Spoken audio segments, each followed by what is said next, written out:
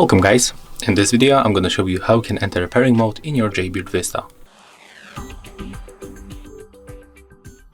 Okay, so first of all we have to open the case. Do it like that, and as you can see right here we can find the button.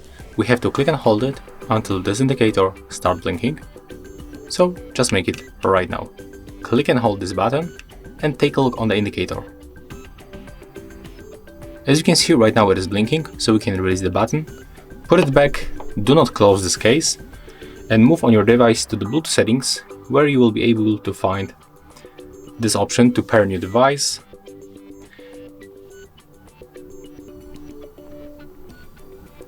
As you can see, the Jaybird Vista appears on the list, so right now we are able to pair it with our device. And as you can see, that's all for this video. If you find it helpful, remember to leave a like, comment and subscribe.